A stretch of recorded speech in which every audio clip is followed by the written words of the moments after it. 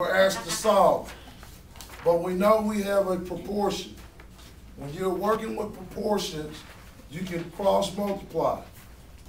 So in other words, 15 times y is 15y. And 9 times 25 is 225. Does that look a little more manageable now?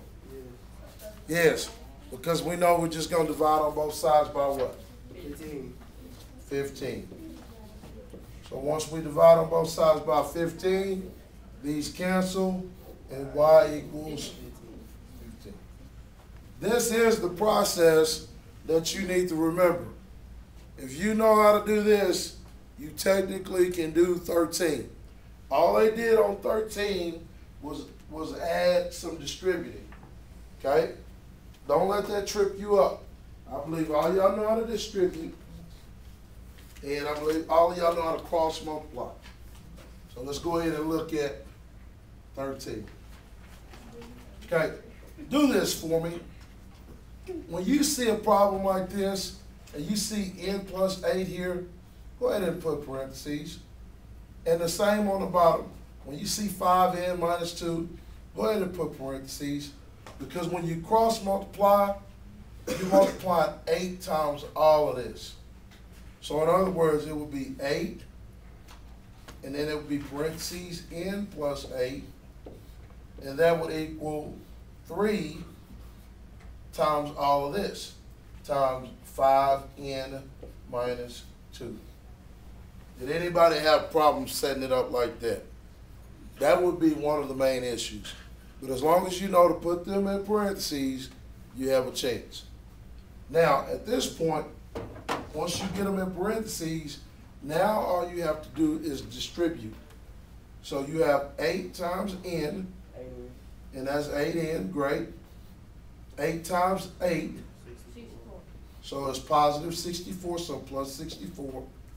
That equals 3 times 5n. That ends up being 15n, and 3 times negative 2, and that ends up being minus 6.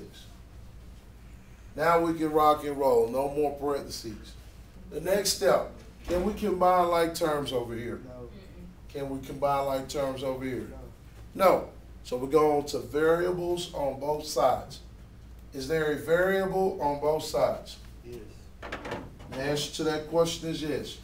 You have 8n here and 15n here.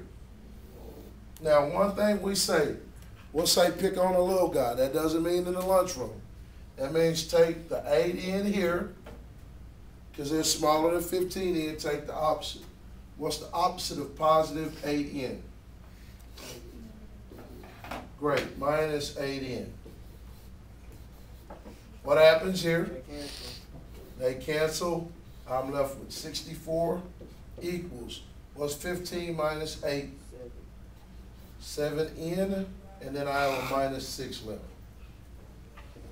What do I do next? Well, I'm going to box my variable, and then I'm going to add or. What is the opposite of minus 6? Plus 6. Plus 6. What happens here? Cancel, and I have 7n. And 7n equals 64 plus 6, and that is 70. What's my last step, y'all? Divide by 7. And I end up with n equals 10. Question, did I do anything outside of the ordinary on any of these problems? Did I follow those 6 steps on these problems we've done? Nothing changed. The only thing they did was they started you off with a different look. That's it. We just have to make it look like we want it to look.